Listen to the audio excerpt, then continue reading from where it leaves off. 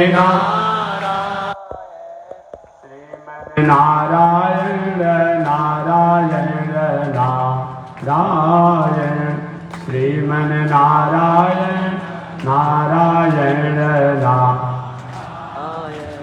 श्रीमन नारायण जगोधारायण श्रीमन नारायण ठीक तरफ सुनता करता नारायण जगोधारायण श्रीमन नारायण जगोधारा लक्ष्मी नारायण नारायण नारायण लक्ष्मी नारायण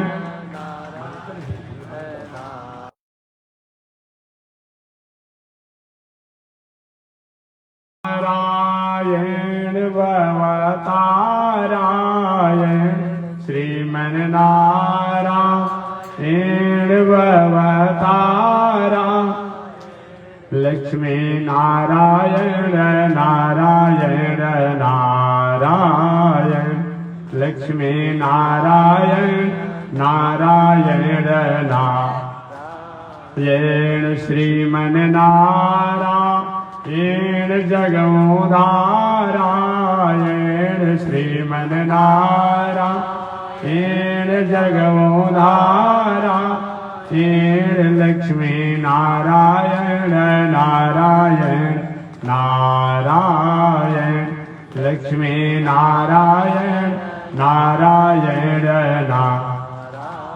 आग लगी आकाश में बरसन लगे अंगारो आग लगी आकाश में बरसन लगे संत नहीं होते जग में तो जल मरता संसारो संत नहीं होते जग में तो जल मरता संसार श्रीमन नारायण नारायण नारायण श्रीमन नारायण नारायण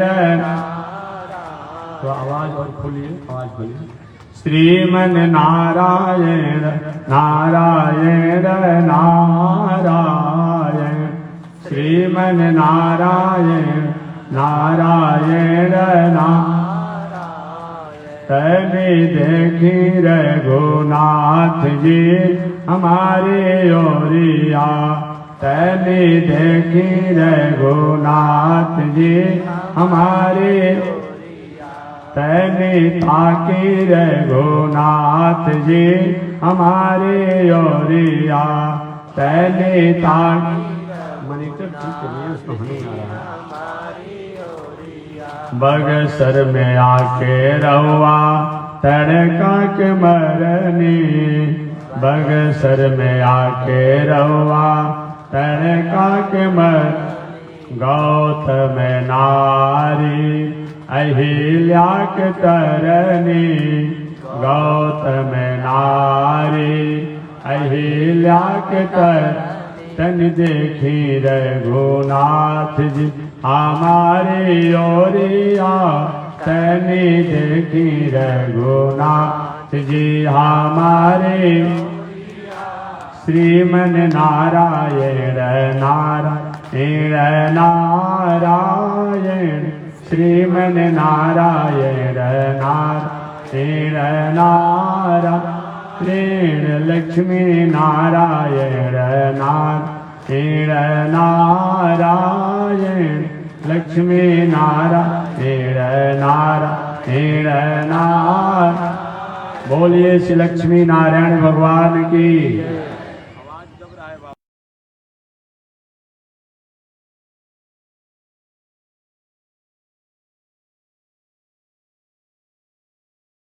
वेदांत द्वयपारगम रामकृष्णांग्रिशर्भट्ट विश्वक्सेन मुनिं भजे कासायम यज्ञसूत्रम शुचिवपुषि तथा चोर्ध्वपुण्ड्रं च बाले यस्यास्ते दक्षहस्ते कलिकुमतिगिरीन्द्रेन्द्रवज्रं त्रिदण्डं संसाराग्नि प्रशान्त्यै मृतजलममलं दारुपात्रं पवित्रं श्रीविश्वक्सेनसूरेः पदकमलयुगं श्रेयसे संश्रयामि लक्ष्मीनाथसमारम्भां नाथयामुनमध्यमाम्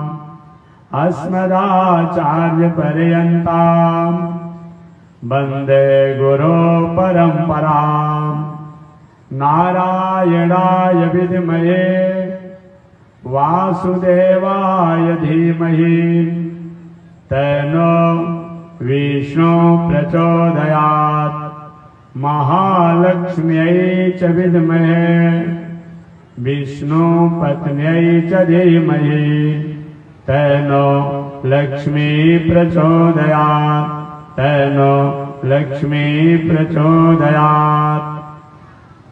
परमाराध्य श्री लक्ष्मी नारायण भगवान नित्य वंदनीय पूज्य गुरुदेव श्री त्रिदंडी स्वामी जी महाराज के जुगल चरणों में कोटिशः नमन। भगवत भागवत आचार्य कैंकर्य पारायण महानुभाव हरिद्वार की पावन भूमि से चलकर आए हुए श्री माया मधुसूदन मंदिर के पीठाधीश्वर जगत गुरु रामानुजाचार्य स्वामी वैकुंठनाथ जी द्वारा आप श्रीमद् भागवत महापुराण की पावन कथा को सप्ताह के रूप में आपने श्रवण किया। पावन भूमि पर पावन कथा को मैं निवेदन करते आ रहा हूँ। उस माइक को लगा दें, ठीक नहीं है, आप लाइए।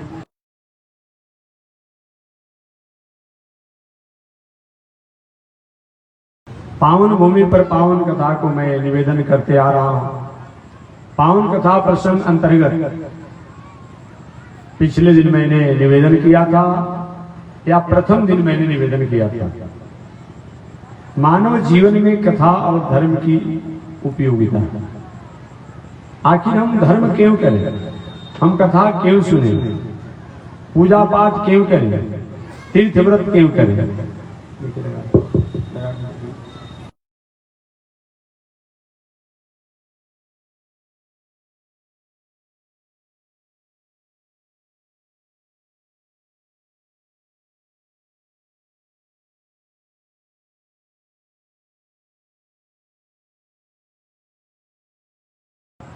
धर्म क्यों किया जाए, पूजा पाठ क्यों किया जाए, हमेशा हमारे आपके मन में अब बना ही रहता है।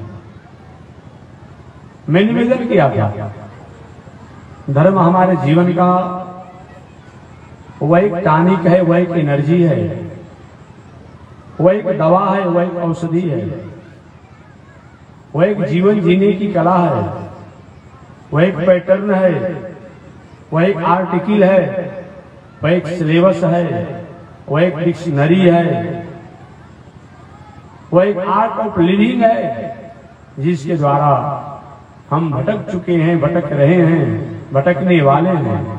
ऐसे जो हमें भटकाव को रोके उसी का नाम कथा है, उसी का नाम धर्म है, उसी का नाम पूजा है, उसी का नाम है। जब जब भी हमने धर्म को, कथा को, पूजा को, पाठ को, यज्ञ को त्यागा, हमारे जीवन में साधन तो रहा, संसाधन तो रहा, सुविधाएं भी रही, लेकिन जीवन में शांति और सौहार्द नहीं रहा। जीवन में हमें साधन चाहिए, संसाधन चाहिए, सुविधाएं चाहिए, लेकिन वह साधन संसाधन का हम अच्छी प्रकार से उपयोग करें, इसलिए हमें संस्कार चाहिए, हमें संस्कृति चाहिए, हमें सभ्यता चाहिए, हमें सौहार्द चाहिए, हमें शांति चाहिए। ये पेपर में जब लोग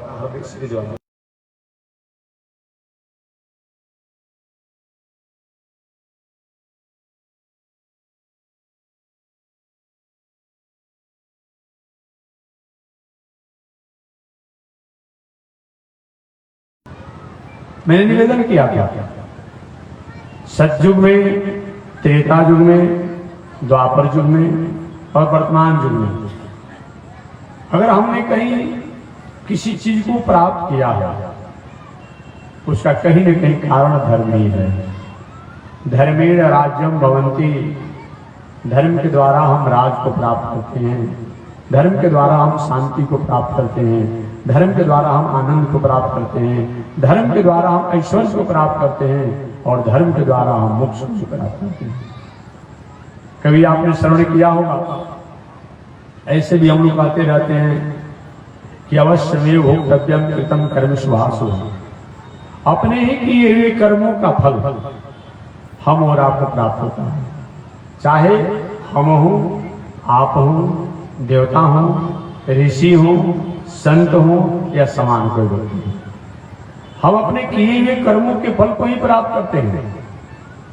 भले हम कहते हैं कि अमुक व्यक्ति द्वारा हमें ऐसे हो गया, ठीक है, हमारा ही कर्म है। पौराणिक कथा हमेशा मैं निवेदन करता हूं, आपने सदन कसाई का नाम सुना हो, कथाएं बहुत प्रसिद्ध है। अपना कर्म ही जो होता है हमें उसके द्वारा हम प्राप्त करते हैं। सदन कसाई का नाम आपने सुना होगा कथा के द्वारा। काशी में एक बहुत बड़े उच्च कोटि के विद्वान थे, सदाचारी भी थे, शास्त्र में निष्णांत थे। प्रसादी बटवाइए बाहर वालों को देख रहे, प्रसादी बटवाइए भाई। विद्वान थे, काशी में रहने वाले पंडित जी। एक बात और मैं कहूंगा, एक कोई अगर कहता हो कि काशी में रहने से ही मुक्ति हो जाती है, या तो वो बात समझते हैं या तो शास्त्र की बात। अरे काशी में रहने से ही केवल मुक्ति हो जाती है, तो काशी के रहने वाले त्रिकालदर्शी ब्राह्मण विद्वान को मरकर के सदन कसाई नहीं बनना चाहिए। एक आप नहीं कह पाएंगे कि केवल अयोध्या में, बक्सर में, काशी में, वृंदावन में हम मर जाएंगे और मुक्ति हो जाएगी। हमारा कर्म, हमारा उद्देश्य, हमारा धर्म, हमारा विचारधाराएं, हमारी थिंकिंग के अनुसार ही हमारी गति होती है। याद रखिए, इसी कथा को बताना है कि धर्म के द्वारा ही हम स्वर्ग को प्राप्त करते हैं, धर्म के द्वारा ही हम ऊपर नीचे को प्राप्त करते हैं। जो भी होता है हमारे जीवन में सुख दुख, सबका कारण धर्म ही है। हम समझे या न समझे ये अलग की बात है। काशी में रहने वाले एक बहुत बड़े निष्णात विद्वान थे, सदाचारी भी थे, बुद्धिमान भी थे, ज्ञानी भी थे, धनवान भी थे। कोई धनवान होता है तो विद्वान नहीं, कोई विद्वान होता है तो धनवान नहीं, कोई धनवान विद्वान होता है तो बुद्धिमान नहीं, कोई बुद्धिमान होता है, धनवान होता है, पदवान होता है तो सदाचारी नहीं होता है, कोई होता है तो ऐश्वर्यवान नहीं होता है। ये अगर सबकी सब कुछ एक साथ हो तो शायद परमात्मा की बहुत बड़ी कृपा है। देखेंगे बहुत बड़े धनवान लोग हैं तो क्या है, विद्वान नहीं है। कहीं विद्वान है तो सदाचारी नहीं है, कहीं सदाचारी है तो बुद्धिमान नहीं है, कहीं बुद्धिमान है तो ऐश्वर्यवान नहीं है। कहीं ना कहीं कुछ डिफॉल्ट हो जाता है। हालांकि सारे गुण जो हैं एकमात्र भगवान में पाए जाते हैं। श्रीमद् वाल्मीकि रामायण में भगवान श्री राम के बारे में बताया गया है कि भगवान श्री राम जो सज्जन पुरुषों का, मानवों का या ब्रह्म का जो 16 गुण बताया गया है, उन 16 गुण से संपन्न थे।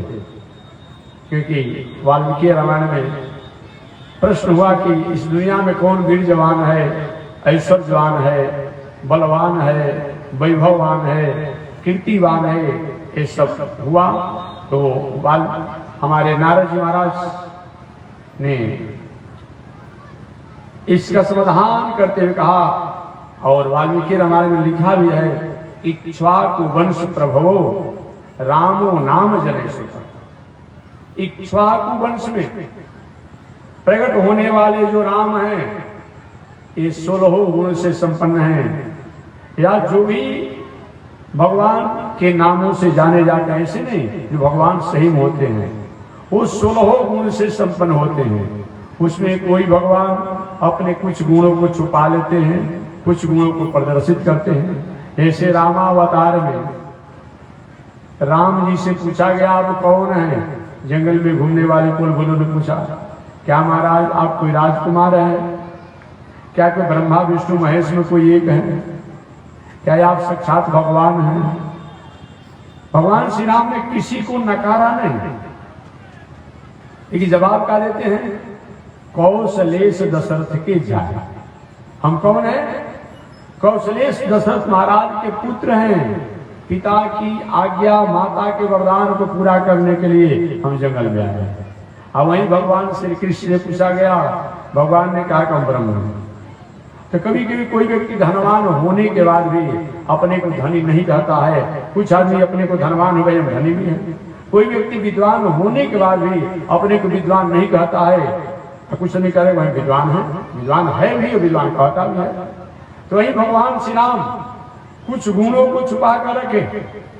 भगवान गुरु होने के बाद भी, क्योंकि नारायणम सुरु गुरु, देवताओं के अगर गुरु कोई है वह भगवान ही है, नारायण ही है। नारायणम सुरु गुरु, देवताओं के अगर गुरु कोई है वह नारायण है। और जगत का गुरु सन्यासी होता है, जगत का गुरु सन्यासी होता है। और भी दुनिया में लोग विप्र को गुरु बनाते हैं, अच्छी बात है, लेकिन सही माने में सन्यासी का मतलब जो वैदिक परंपरा अनुसार संन्यास लेकर के, जैसे हमारे पूज्य गुरुदेव श्री त्रिदंडी स्वामी जी महाराज, सही माने में सन्यासी गुरु का मतलब क्या होता है? जो हमारे अंतःकरण की अस्मिता को, अविवेक को, असौहार्द को, अमानवता को और मानवीय जीवन को जो दूर करके और सतपथ पर चलने का हमें प्रेरणा दे, उसी को हम गुरु कहते हैं। ऐसे गुरु से संपन्न हमारे पूज्य गुरुदेव श्री त्रिदंडी स्वामी जी महाराज थे। तो भगवान जो है पूरे देवताओं के गुरु हैं, देवताओं के गुरु हैं। भगवान श्री राम से पूछा गया, भगवान ने कभी गुरु तत्व को, गुरु पद को नहीं संभाला। वाल्मीकि रामायण देख लीजिएगा, मानस देख लीजिएगा। कभी कभी किसी को उपदेश गुरु जैसा दिए राम जी, लेकिन गुरु पद को और गुरु तत्व को होने पर भी उन्होंने नहीं स्वीकार किया। अब भगवान श्री कृष्ण अर्जुन कुरुक्षेत्र के मैदान में व्यामोह से व्यामोहित थे। भगवान ने कहा, अर्जुन मुंह से ग्रसित हो गए हो, हमारा मेरे मुंह को दूर कीजिए। भगवान श्री कृष्ण नहीं, पहले मेरा चेला बनो, मुझको गुरु रूप में स्वीकार करो। शिष्यस्ते हम साधिमाम काम, और ऐसा वैसा चेला नहीं, प्रपन्न चेला बनो। प्रपन्न किसे कहते हैं? जिसको हम अपनी भाषा में पक्का कहते हैं। पक्का चेला है, पक्का गुरु है, मैंने कहीं भटकने वाला नहीं है। कहीं भागवत कथा हुआ, भागवत कथा सुने और कहीं बाद में जाकर के कहीं दूसरे कुछ काम कर लगते हैं, रोज बदलने वाला नहीं। सही माने में आलूढ़ सर्वशास्त्राणि विचार च पुनः पुनः इदमेकं सुनिष्पन्नम ध्येयो नारायण सदा, गेयो नारायण सदा, श्रेयो नारायण सदा। दुनिया में प्रेम तो सबसे करे, व्यवहार तो सबसे करे, क्योंकि मनुष्य जीवन ही एक ऐसा है जो प्रेम व्यवहार का है। लेकिन समर्पण की भावना जो होनी चाहिए वह परमात्मा के प्रति होनी चाहिए, ईश्वर के प्रति होनी चाहिए, भगवान के प्रति होनी चाहिए, नारायण के प्रति होनी चाहिए। व्यवहार सबसे करें, प्रेम सबसे करें, लेकिन समर्पण एक एक तरफ। जैसे पतिव्रता नारी घर में जो भी सदस्य हैं यथा जो सबको वह व्यवहार करती है, स्नेह रखती है, लेकिन समर्पण की भावना जो होती है अपने पति के प्रति होती है। इसी का नाम भक्ति है, इसी का नाम उपासना है, इसी का नाम साधना है। ऐसा अगर नहीं हो पाता है तो सही में हमने शास्त्रों को नहीं समझा। आलूढ़ सर्वशास्त्राणि विचार च पुनः पुनः इदमेकं सुनिष्पन्नम ध्येयो नारायण सदा, गेयो नारायण सदा, श्रेयो नारायण सदा, प्रेयो नारायण सदा। महर्षि वेदव्यास जी महाराज का निर्णय है कि हे दुनिया में रहने वाले लोग, अब आपको किसी चीज को विचार करने की आवश्यकता नहीं है। एक बार बाइसिकल का आविष्कार हो गया और किसी का आविष्कार हो गया, उस थीसिस पर, उस सूत्र पर हम बहुत से कामों को करते हैं, बार बार हम आविष्कार नहीं करते हैं। लेकिन जिस ऋषियों ने तपस्या करके, साधना करके, आराधना करके ये तय कर दिया, एक दिव्य देव अगर कोई है दुनिया में, वह नारायण है, और उस पर हम विचार करते हैं क्या भगवान होते हैं? अगर भगवान है तो दुनिया कौन चलाता है? आप चलाते हैं क्या? आपका कुल खानदान चलाता है? आपका बाप दादा चलाते हैं? कौन चलाता है? कोई चलाने वाला है ना दुनिया को, जिस दुनिया को चलाते रहता है। तो चलाने वाले को कारण जान करके भी, काल जान करके भी कर्ता को तो मान लिया जाता है। इसलिए अब हमें अलग से कोई निर्णय करने की आवश्यकता नहीं है। महर्षि वेदव्यास कहते हैं आलोड सर्वशास्त्राणि, मैंने सारे शास्त्रों का अवलोकन किया, विचार पुनः पुनः, और बार बार विचार किया।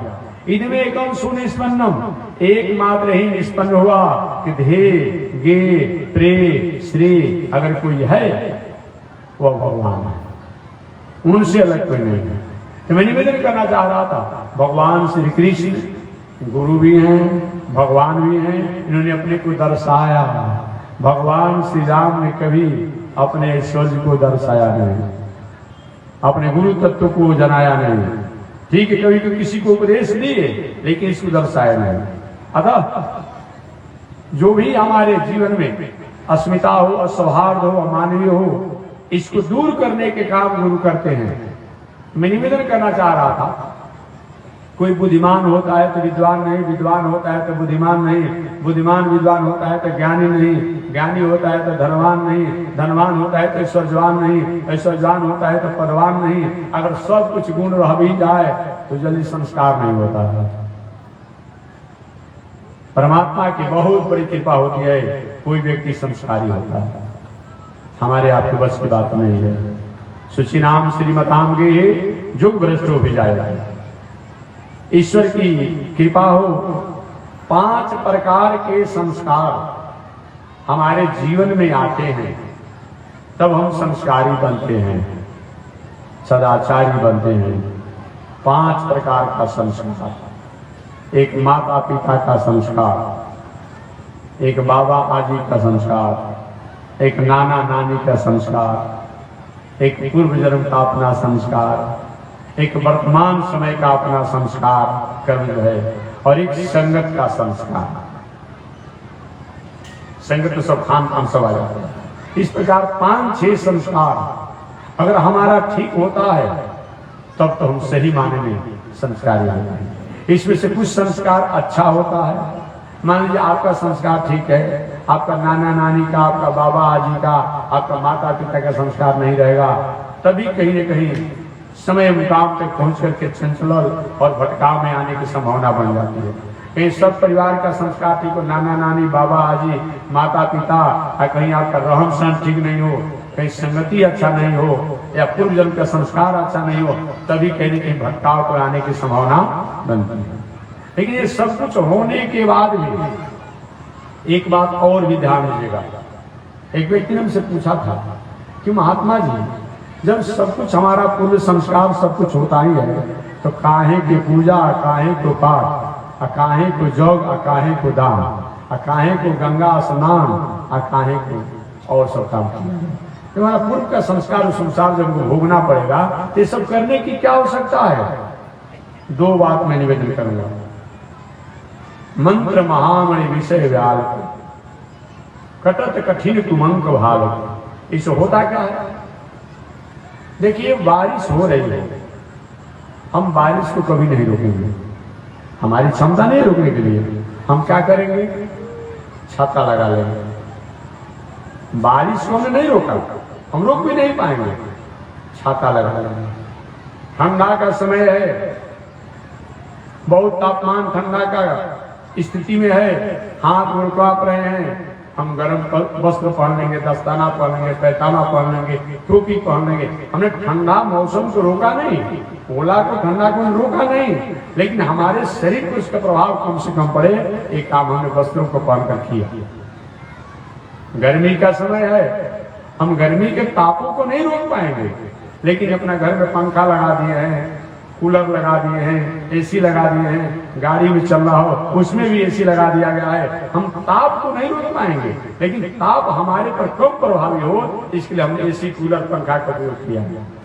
यही काम मंत्र करता है।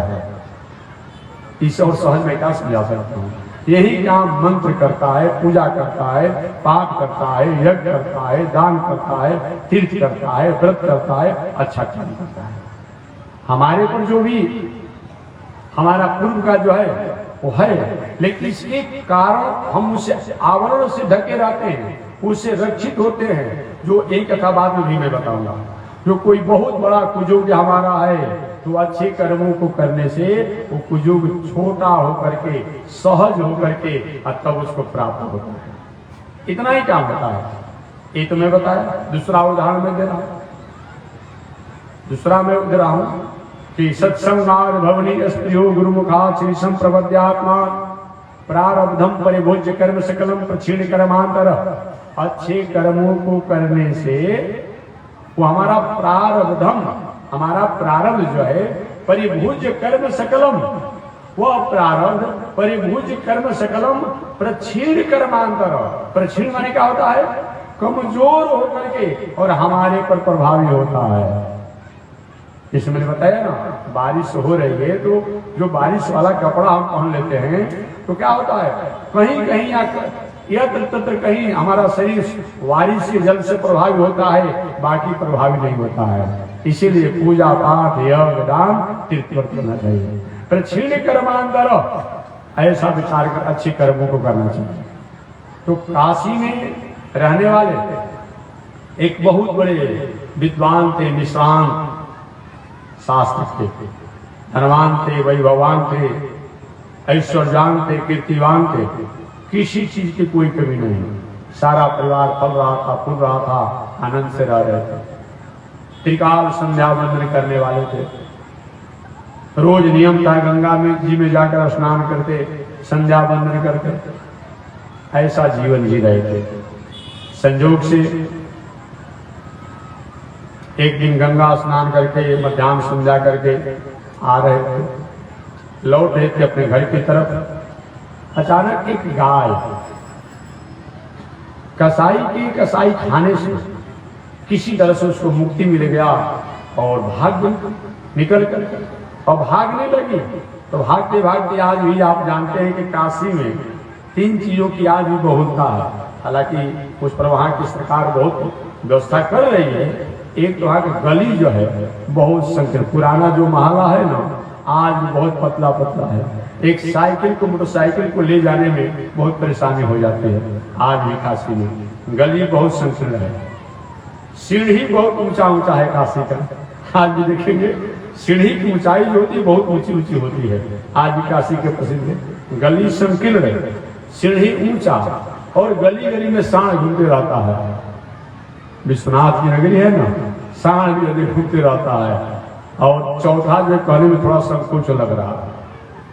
लोग जानते हैं, कल हमको कथा सुनाना है, थोड़ा संकुच शब्द लग रहा, सब थोड़ा बहुत अच्छा नहीं है। लेकिन वेशभूषा में ऐसे कुछ बाजारू स्त्रियां होती है जो वेशभूषा में तो तपस्विनी जैसा प्रतीत होती है, तपस्विनी जैसा प्रतीत होगी, लेकिन कोई संत महात्मा ऐसा कोई नैलो हो या किसी को भटका देती है,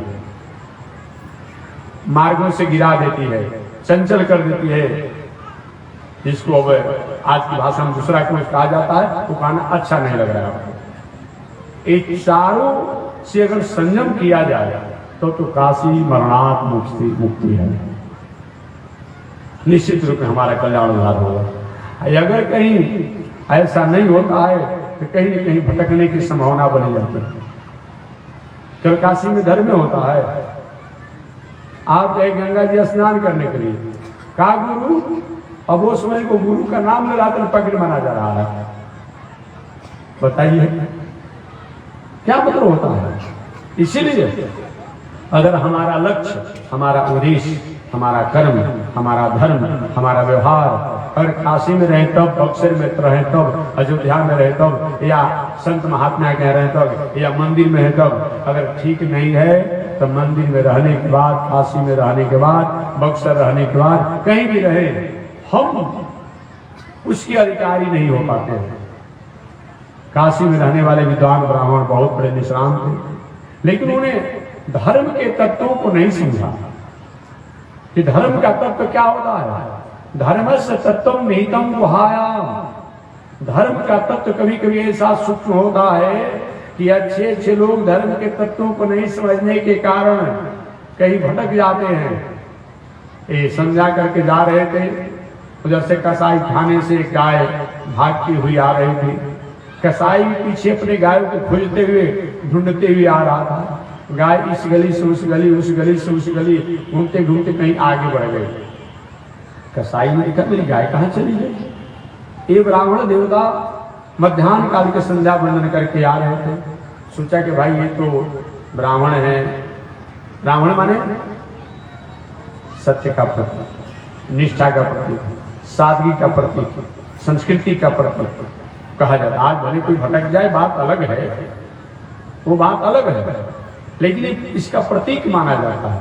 अरे भाई दूध पवित्र होता है और दूध में भले कोई यूरिया मिला दे, मिलावट हो जाए, पानी मिला दे, बात अलग है, लेकिन दूध तो दूध होता है। कोई किसी कारण से भटक जाए बात अलग क्या है।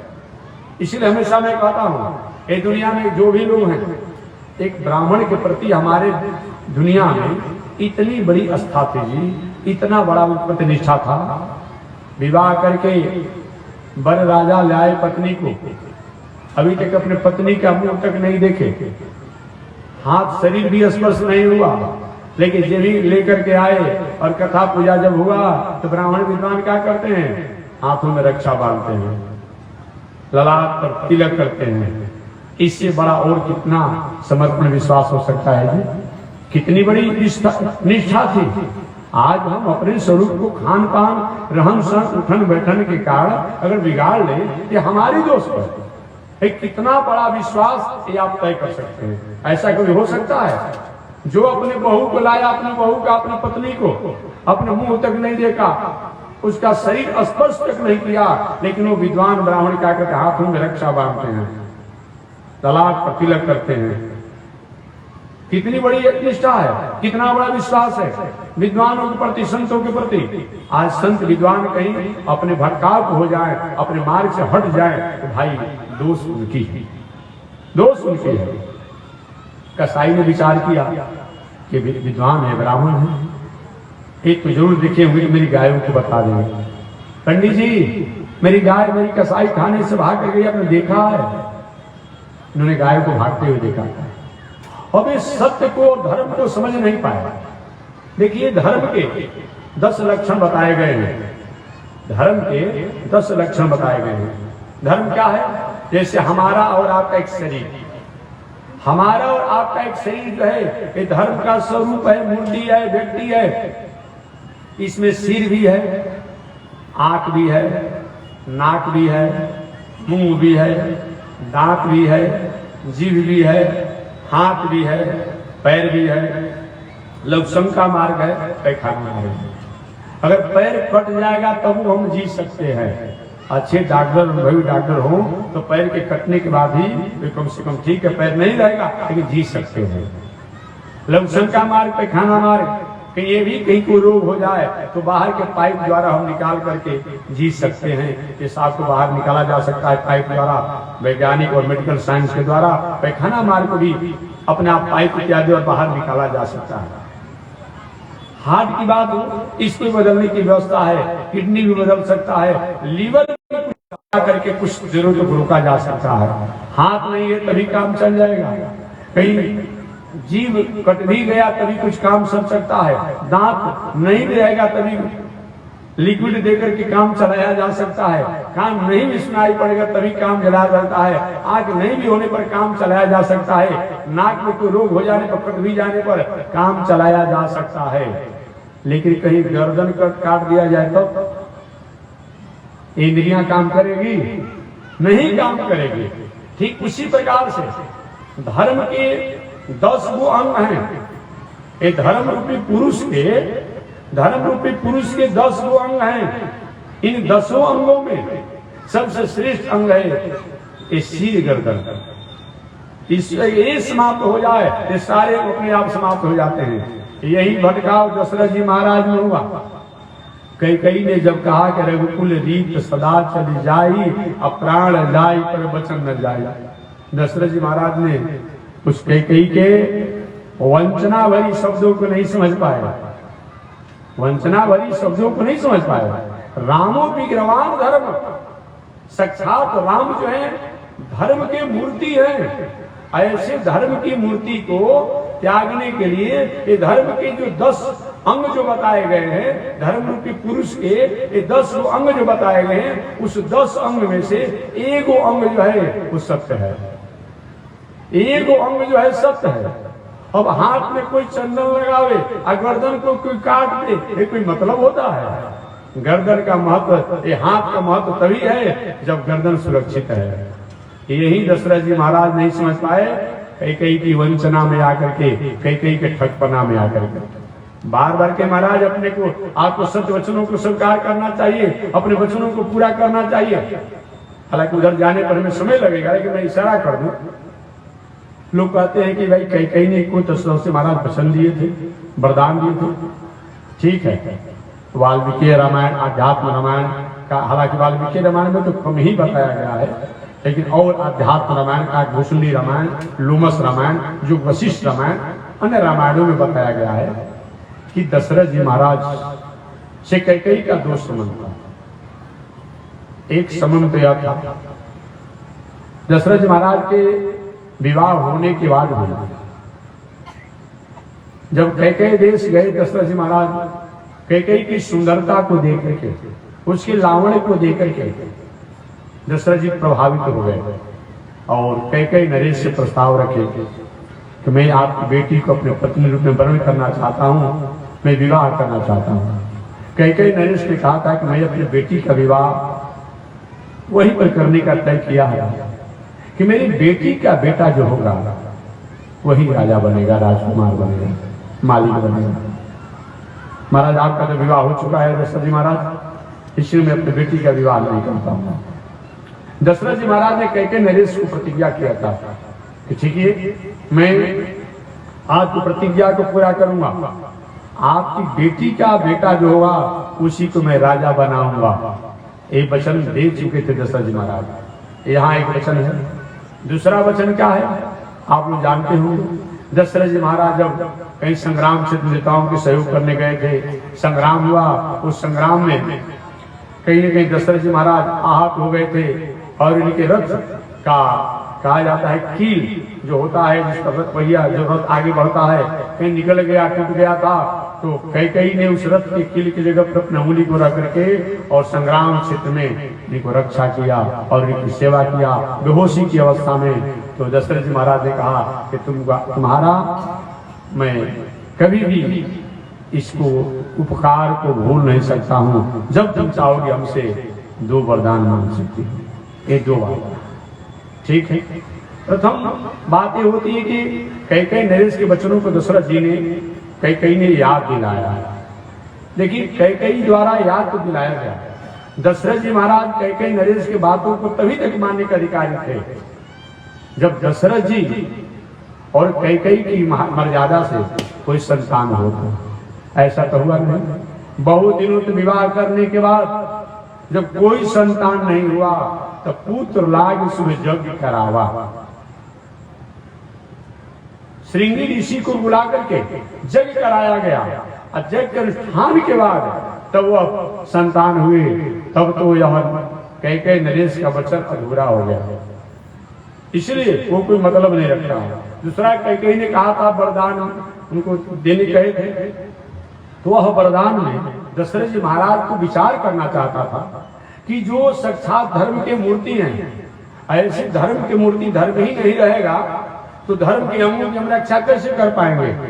दशरथ जी कहना चाहता था ठीक है, तुम जब कहती हो राम को भरत को राज तिलक, ये बात तो ठीक है, भरत को तुम राजा बना दो, लेकिन राम को वनवास की जो बात है ये नहीं, ऐसा नहीं हो। दूसरा कोई वरदान मांग लो। लेकिन ये संकोच में पड़े रहे दशरथ जी महाराज। परिणाम क्या हुआ, बार बार कई द्वारा सत्य शब्दों को आज भी जो बेईमान आदमी होता है धर्म की अधिक दुहाई देता है, धार्मिक आदमी धर्म की दुहाई नहीं देता है। याद रखिएगा, धार्मिक आदमी धर्म में रहता है, धर्म में रहता है, लेकिन जो धार्मिक नहीं होता है वो बार बार धर्म की दुहाई देगा, कसम खाएगा। शराब बेचने वाला व्यक्ति देखेंगे हमेशा रहता है 1 नंबर का शराब। अरे बस शराब शब्द जो है 2 नंबर का है, 1 नंबर के शराब क्या कहा जाता है तो बताइए, कोई मतलब होता है? देखेंगे अपने आप में शराब बेच रहा है, अगर 1 नंबर का शराब हम बेचते हैं, स्वयं शराब जो 2 नंबर है, अरे जिसको पीने के बाद व्यक्ति 2 नंबर का बन जाए, कहीं गिर जाए, भटक जाए, कुछ हो जाए, वो भला 1 नंबर हो सकता है?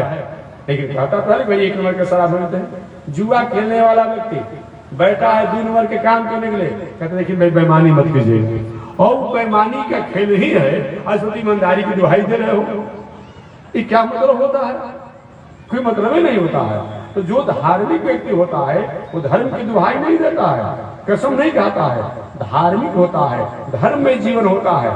तो कई जो धर्म का दुहाई दे करके दशरथ जी महाराज को ठग लिया, सत्य को नहीं समझ पाए दशरथ जी कि साक्षात धर्म के स्वरूप मूर्ति अगर राम है तो वह धर्म के स्वरूप में से एक अंग और सत्य नहीं भी रहेगा तो कोई काम बिगड़ने वाला नहीं है। लेकिन उन्होंने एक हाथ की रक्षा करने के लिए, एक पैर की रक्षा करने के लिए, एक नाखून की रक्षा करने के लिए उन्होंने क्या किया? गर्दन ही काट दिया। अच्छी बात आती है। इसलिए धर्म के तत्वों को समझना चाहिए। अगर धर्म के तत्वों को हम नहीं समझ पाते हैं तो कभी कभी भटकाव हो जाती है।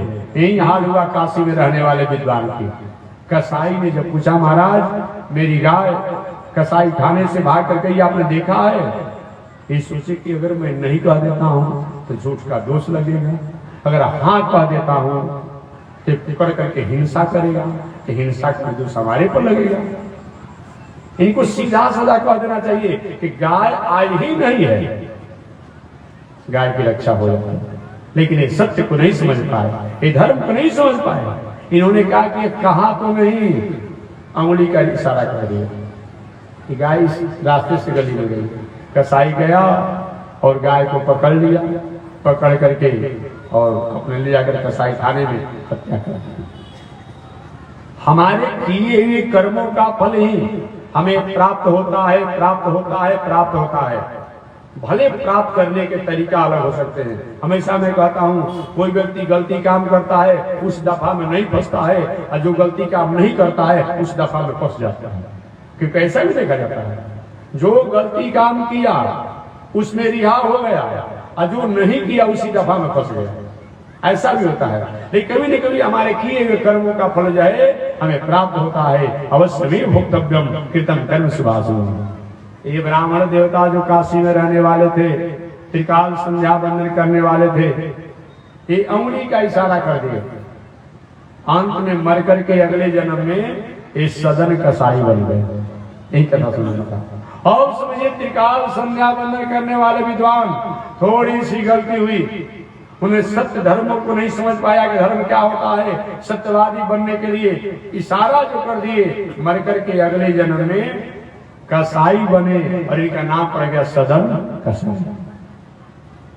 जिस गाय की हत्या की गई थी कसाई द्वारा, वो गाय जो है अगले जन्म में मर करके राजकुमारी बन गई। जिस कसाई ने गाय की हत्या किया था वो कसाई मर करके अगले जन्म में राजकुमार बन गया। कथा सुनने तो बड़ी आश्चर्य लगता है भाई। अब कसाई जो पहले का था वो राजकुमार बन गया। जिस गाय की हत्या की गई थी वो राजकुमारी बन गई। अब विद्वान ब्राह्मण गलती थोड़ी सी हुई, मर करके सदन कसाई बन गया। कभी कभी अपना चुकाने के लिए, अपना भरपाई करने के लिए, अपना लेन देन को पूरा करने के लिए कोई आपका अपना आदमी बन करके भी आपसे अपना चुका करके चला जाता है। आपकी पत्नी है, आपका बेटा है, आपका भाई है, आपके अमुक हैं, आप द्वारा वो लाखों लाखों रुपया खर्चा करा दिया दवा में, अमुक में, और हमारे आपके सामने देखते देखते चला जाता है। जितना उसका था वो आपसे ले करके चला गया। कभी कभी अपना बन करके भी कोई व्यक्ति अपना लेकर के चुका कर चला जाता है। कभी कभी पराया बन करके भी हमें लेकर चला जाता है। चोर बेईमान कहीं में छीन ले, आ होता है मेरा उसने लाख रुपया छीन लिया, बेईमानी कर लिया। और कभी अपना बेटा, अपना भाई, अपनी पत्नी किसी रोग में या ऐसा कुछ हो जाता है, बताओ इतना लग गया, वो अपना बन कर को ले लेता है और हमारे सामने से, हमारे नेत्रों के सामने से वो गुजर जाता है। ब्राह्मण जो थे सदन कसाई बन गए। कसाई जो था काशी का, जो गाय की हत्या किया था, राजकुमार बन गया। और गाय जो थी वही राजकुमारी बन गई। समय से वह राजकुमार और राजकुमारी का विवाह भी हो गया। अलग अलग घर जन्म लिए थे, अलग अलग घर पर जन्म लिए थे, उनका विवाह हुआ। विवाह होने के बाद जीवन चलते रहा, जीवन चलते रहा। संयोग से जो ब्राह्मण देवता सदन कसाई बने थे, उनको ज्ञान था। पहले के जो सत्कर्म पूजा पाठ किए तो उसे ज्ञान था कि मैं पूर्व जन्म में अमुक था, थोड़ी सी हमारे द्वारा गलती हुई, इसके चलते आज में ये हुआ। वो राजकुमार और राजकुमारी जो अलग अलग घर में जन्म लिए थे, दोनों का विवाह हो गया। विवाह होने के बाद बहुत दिनों तक उन लोग कोई संतान नहीं हुआ।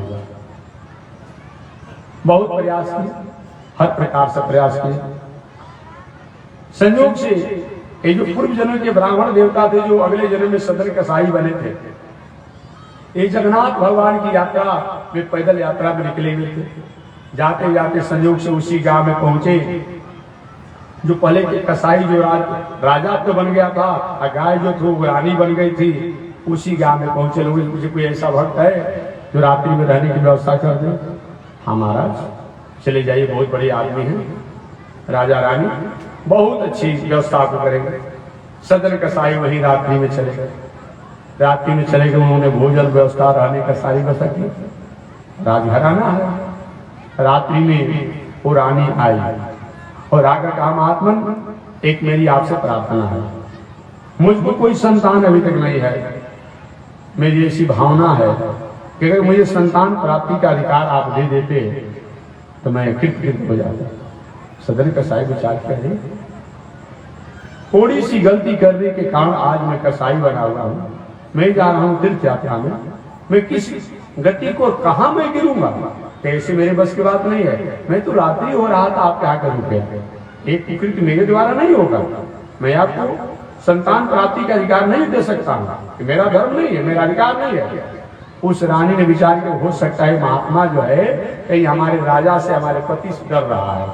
अब राजा के घर में गई, राजा सैन किए हुए थे, उनके घर में तलवार टांगा हुआ था और तलवार से क्या कि राजा जी का गर्दन काट दिया। पुनः महात्मा के पास आ, महात्मा जी आप जिसके भय से शायद भयभीत होंगे, उनका काम मैंने तमाम कर दिया। अब आप हमको अपने पत्नी जैसा व्यवहार करें और हमें संतान प्राप्ति का अधिकार दीजिए। सदन कसाई हैरान रहे, ठीक क्या होगा, मैं तो फंस गया। मैं तो समझा कि रात्रि में अपना किसी तरह से गुजारा करूंगा, आगे यात्रा करूंगा।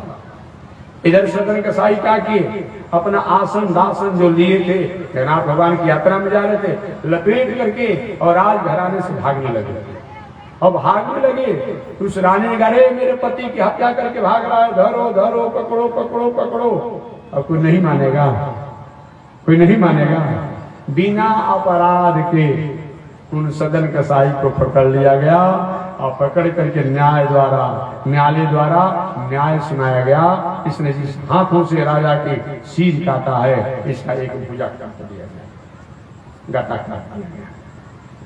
असह्य वेदना में वे जगन्नाथ भगवान की यात्रा की, वहां गए, दूर से ही भगवान का दर्शन किए कि प्रभु आप तो पतित पावन हैं, आपको और क्या करना है।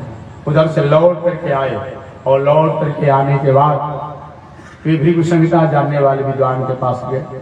आज भी भृगु संहिता जानने वाला विद्वान जो होते हैं, जो है 3 जन्म की बात उसमें है।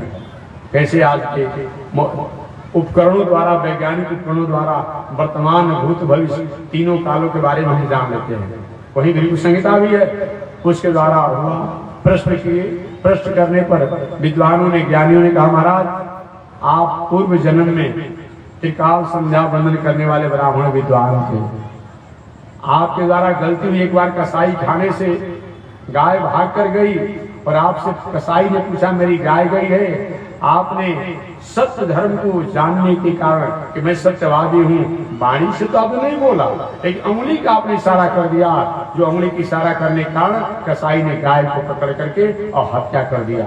तो आपके अंगुली से इशारा करने के कारण कि वह गाय की हत्या हुई, अतः उसके प्रायश्चित में आपका गाता काट लिया गया। इस जन्म में जिस गाय की हत्या राजा ने किया था, वो गाय ही राजकुमारी बनी थी और उस राजा के गर्दन को काट करके और अपना बदला चुका लिया।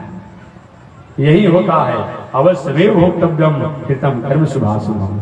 निश्चित रूप में हमारे आपके द्वारा किए हुए कर्मों का फल जो है, धर्मों को जो है द्वारा हम प्राप्त करते हैं। अतः जीवन में कोई भी कुछ होता है, ये धर्म से कहीं अलग नहीं है। इसलिए धर्मेण राज्यम भवन्ति, धर्म के द्वारा हम राज को प्राप्त करते हैं, धर्म के द्वारा हम स्वर्ग को प्राप्त करते हैं, धर्म के द्वारा हम धन को प्राप्त करते हैं, धर्म के द्वारा हम ऐश्वर्य को प्राप्त करते हैं। जो कुछ भी हमारे जीवन में होता है वह धर्म के कारण ही होता है। अतः धर्म हमारे जीवन का वह एक औषधि है, वह एक उपाय है, वह एक उपेय है, वह एक साधन है, जिसके द्वारा हम अपने अप्राप्त वस्तु को प्राप्त करने में हम सक्षम होते हैं। और जो वस्तु हमें प्राप्त है उसकी रक्षा करने में हम सक्षम होते हैं, उसी का नाम धर्म है। अगला प्रश्न होता है कि ऐसे धर्म के लिए हमें क्या करना पड़ता है? 3 जीवन में सूत्रों को अपनाना पड़ता है। एक तो श्रद्धा होनी चाहिए, दूसरा विश्वास होनी चाहिए, तीसरा समर्पण होनी चाहिए, चौथा भक्ति होनी चाहिए, 5वां ज्ञान होना चाहिए और 6वां वैराग्य होना चाहिए। ये 6 सूत्रों को अगर जीवन में अपनाया जाए तो हमारे जीवन में साधन संसाधन होते हैं और वह धर्म हमारे लिए कामयाब होता है। सबसे पहले श्रद्धा। श्रद्धा का मतलब क्या होता है? महात्मा जी आए कहीं बाजार से अपने एक दर्जन केला ला कर रख दिया, ठीक है, ये भी श्रद्धा का आदर है, लेकिन यही केवल श्रद्धा नहीं है। श्रद्धा और श्राद्ध में बहुत अंतर नहीं है, याद रखिएगा। श्रद्धा और श्राद्ध में बहुत अंतर नहीं है। श्रद्धा का मतलब क्या होता है? सत्य आधार, जो सत्य चीज है उसको अच्छी प्रकार से अपने जीवन की आचरण में उतारना, इसी का नाम श्रद्धा है। शास्त्र में जो निषेध वाक्य हैं, निषेध आचरण हैं, उनको त्यागना और शास्त्र में जो करणीय जो वाक्य है, करने जो बताए गए, उनको जीवन के आचरण में उतारना, एक आय श्रद्धा है। सत्य आधार से श्रद्धा बनता है। जो सत्य है, सदशास्त्र है, सन्मार्ग है, उनको जीवन के आचरण में उतारना, एक आय श्रद्धा। विश्वासो फलदायक। विश्वास क्या? जो विश्वास का भाजन हो उसी पर विश्वास करना। सीता जी ने रावण पर विश्वास किया, परिणाम क्या हुआ आप जानते हैं। जो विश्वास का भाग पात्र हो उसी पर विश्वास करना चाहिए। अन्यथा हनुमान जी के पास काल नहीं आया है, हनुमान जी समझ गए, बुद्धिमान है ना, ज्ञानी है ना, कहा कि हम आपको चेला बनाना चाहते हैं। अरे भाई, और गुरु चेला ढूंढने लगे तो निश्चित बात है, शिष्य में गुरु को ढूंढता है। तो हनुमान जी समझ गए ये तो कपटी है, ये तो हमारी यात्रा को भंग करना चाहता है, हमारी मिशन को यह रोकना चाहता है। तो हनुमान जी के जब आप हमको चेला ही बनाना चाहते हैं, गुरु बनना चाहते हैं हमारा आप, तो गुरु दक्षिणा भी ले लिए। और हनुमान जी क्या किया? उस काल नवी का कल्याण कर दिया। तो जो श्रद्धा का पात्र हो, विश्वास का जो पात्र हो, उसी पर श्रद्धा विश्वास करना चाहिए। अन्यथा हम भटक सकते हैं, हम भरम सकते हैं, विश्वास करना चाहिए। विश्वास का विश्वास हो फलदायक। शास्त्र, संग, सत्संग, ऐसे जो है विश्वास का, हर चीजों पर विश्वास करने पर कहीं न कहीं भ्रम हो सकता है। तो श्रद्धा भी होना चाहिए, विश्वास भी होना चाहिए और समर्पण। कुछ लोग की श्रद्धा विश्वास तो है लेकिन समर्पण नहीं है। कार्तिक महीना तो बीत गया, अब क्या चल रहा है? अगहन चल रहा है ना, कार्तिक बीत गया ना, अभी अगहन चल रहा है।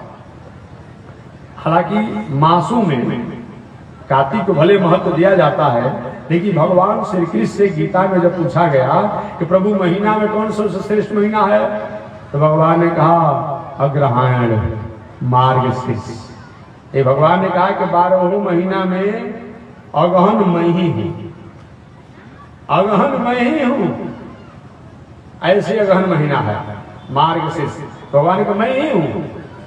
तो मैं निवेदन करना चाहता हूं कि श्रद्धा भी धर्म में कार्तिक महीना में स्नान करने का गंगा है, सब कुछ है, विश्वास भी है कि सही में आत्म कल्याण के लिए है, लेकिन समर्पण माने कर्म। कुछ लोग धर्म कर्म के प्रति श्रद्धा तो रखते हैं, एक द्वार पर कोई आ जाए, अरे भाई ये मंदिर बन रहा है, ये स्कूल बन रहा है, ये जग हो रहा है, क्या कहेंगे, हम मालिक नहीं है, घर का बेटा जो कहीं गया, भले घर का बेटा हो, और उनके पास श्रद्धा विश्वास तो है, लेकिन समर्पण नहीं है। ऐसे बहुत से लोग हैं, देखेंगे। तो इसलिए श्रद्धा भी होना, विश्वास भी होना, समर्पण मन त्याग भी होना। इसके बाद ज्ञान, ज्ञान भी होना चाहिए। हम जो करने जा रहे हैं ये सही में उपयुक्त है कि नहीं है। जो बुद्धि से विचार करता है वही ज्ञानी है। एक बार एक व्यक्ति ने उससे पूछा था, तो महाराज जी बुद्धि और मन में क्या अंतर है, वही प्रयास में आ रहा। तो मैंने उनको निवेदन किया कि मन जो है वो कई एप्लीकेशन है, तो उस मन उस एप्लीकेशन पर मोहर लगाने का काम बुद्धि करता है। एप्लीकेशन आप कितना भी लिख लीजिए, लेकिन जब तक सरकारी मोहर नहीं लगता है एप्लीकेशन की मान्यता नहीं रहती है। तो हमारा मन जो है कहीं एप्लीकेशन है, तो उस पर मोहर लगाने का काम जो बुद्धि करता है। तो मन जो है, मन में कोई जरूरी हमेशा अच्छी बात आता है, अच्छा बुरा भला सब कुछ आते रहता है, लेकिन बुद्धि जो निर्णय करे वो सही माने में वही मानक होता है, वही मान्य होता है। इसलिए मन और बुद्धि में बहुत अंतर है। मन की बात इसलिए भगवान ने कहा कि अर्जुन ठीक बात, तुम मन तो मेरे में लगा रहे हो। कुछ लोग होते हैं कि मन लगाते हैं लेकिन बुद्धि वहां नहीं रहती है, तो मन लगाने के बाद मन वहां लगता ही नहीं है। तो भगवान ने एक उपाय बताया, अभ्यास तू कौनते हे कौनते, बार बार तुम अभ्यास करो, बार बार अभ्यास करो, तो अभ्यास करने से एक दिन नहीं लगने वाला मन भी लग जाता है। अतः बुद्धि का बहुत बड़ा महत्व होता है। तो श्रद्धा, विश्वास, समर्पण, ज्ञान, सद असद विवेचनी इति ज्ञान, इसका विवेचन होना ये ज्ञान का काम होता है। वैराग, वैराग की भी भावना होनी चाहिए। वैराग का मतलब क्या होता है, वीतराग, माने जितने में काम चल जाए उतने में अपने जीवन को ढाल लेना, इसका नाम क्या है, वैराग। एक कपड़े से काम चल रहा है, दो कपड़े से काम चल रहा है, एक गाड़ी से काम चल रहा है, एक मकान से काम चल रहा है, जितने में कम से कम काम चल जाए उसमें अपने जीवन को ढाल लेना, रहना, इसका नाम वैराग है। और भक्ति, भक्ति का मतलब क्या है, जो भी बताया गया सबके प्रति क्रियान्वित होना। भज सेवायाम धातु से अस्तिन प्रत्यय होकर के भजन होता है। भक्ति का मतलब कि जो भी सतपथ है, सन्मार्ग है, सद्विचार है, सद्धर्म है, उनको निरंतर अहर्निश करते रहना, करते रहना, करते रहना, ये क्या है, भक्ति है। इसलिए कुछ लोग होते महाराज होगा कि नहीं होगा, अगर हमारे पास विश्वास होगा तो विश्वास के कारण निश्चित रूप में परमात्मा वह बहुत दूर होने पर भी वह सहज हो जाता है। एक पौराणिक कथा का अगर वाणी की विराम देना, एक बार एक गांव में एक भक्त थे, भगवान का भजन करते थे। किसी से पूछे कि मेरी गति भगवान से की प्राप्ति होगी कि नहीं। लोगों ने बताया कि महाराज ये बात तो नारद जी बता सकते हैं। संयोग से घूमते घूमते नारद जी महाराज आ गए। नारद से पूछे कि अच्छा बताइए मेरी गति कब होगी। लेकिन नारद जी मैं तो नहीं जानता, मैं भगवान से जाकर पूछूंगा। नारद जी भगवान के पास प्रभु, एक भक्त ने कहा मेरी गति कब होगी, आप बता दीजिए। भगवान ने कहा नारद, इस भक्त को तुम बात करते हो, एक पीपल वृक्ष में जितने पत्ते होते हैं उतने जन्म के बाद उसकी गति होगी। नारद जी के अच्छा आकर के सुना दिए, भक्तराज हमने भगवान से बात कर लिया, पीपल वृक्ष में जितने पत्ते होते हैं उतने जन्म के बाद तुम्हारी भगवान से कृपा होगी। वो भक्त नाचने लगा, नाचने लगा, क्या प्रभु आपने बहुत अच्छी कृपा किया, अब तो हमें विश्वास हो गया कि जितने पत्ते हैं उतने पत्ते तक जन्म लेने के बाद होगा। तो अब हमें विश्वास तो होगा ना। अब क्या हुआ, जो भगवान कहे कि इतने जन्म के बाद भगवान स्वयं प्रकट हो गए। नारद महाराज, हमको आप हमेशा बेइज्जत करते हैं। आपने कहा कि वृक्ष में जितने पत्ते हों उतने जन्म के बाद होगा, अभी आप आगे इसको कल्याण करने के लिए, अभी आप आगे। भगवान के नारद, देखो जो विश्वास और श्रद्धा के साथ रहता है ना, जो कुछ भी होता है उसको छोड़ करके, और भाई हमारा इतना इससे विश्वास है कि भगवान ने कह दिया है कि वृक्ष में जितने पत्ते हैं उतने जन्म के बाद होगा, तो हमने सोचा कि इसको बहुत दिनों तक रखना जरूरी है और इसको लेकर में जाने के लिए आ गया। यही विश्वास का फल होता है। विश्वास हो फलदायक, ये श्रद्धा और विश्वास होना चाहिए। एक जीवन में अगर ये सूत्र आ जाए, क्या क्या? श्रद्धा, विश्वास, समर्पण, ज्ञान, वैराग और भक्ति। यही भक्ति के द्वारा हमारे यह काज के द्वारा को हो जाता है। हम कर्म करेंगे, उनको क्या, जहां ले चलोगे वही मैं चलूंगा, जैसे रखो नाथ वैसे मैं रहूंगा। ऐसी विचार करते हैं तो बहुत दूर है, तद दूर है, बहुत दूर है। लेकिन ऐसे लोगों के वो नजदीक आने से कहीं पीछे नहीं हटते भगवान। इस प्रकार से यह धर्म के द्वारा ही हम जान पाते हैं। तो बस धर्म एव हतो हंति, धर्म रक्षति रक्षित, तथा धर्म का कभी भी त्याग नहीं करना चाहिए। धन संपत्ति पद प्रतिष्ठा कभी कम होगा, कभी बेसी होगा, कभी आएगा कभी जाएगा, लेकिन धर्म ही एक है जो कि हमारा हर काल में हर समय में हमारा साथी बन करके हमें आगे और पीछे ले चलने का काम करता है। अतः इसका त्याग नहीं करना चाहिए। बस इसी के साथ माने विराम, आगे परमात्मा की जैसी इच्छा। श्रीमन नारायण लक्ष्मी नारायण, श्रीमन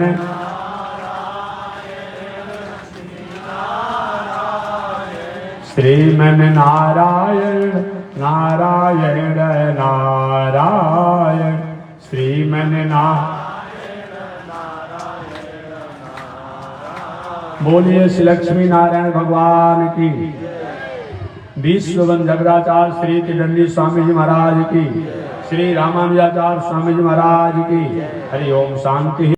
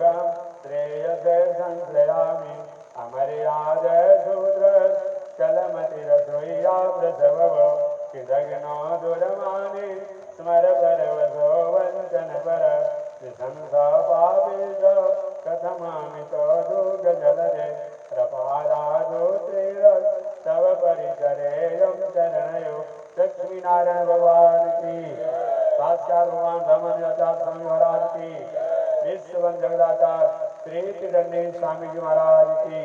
हरि ओम शांति शांति।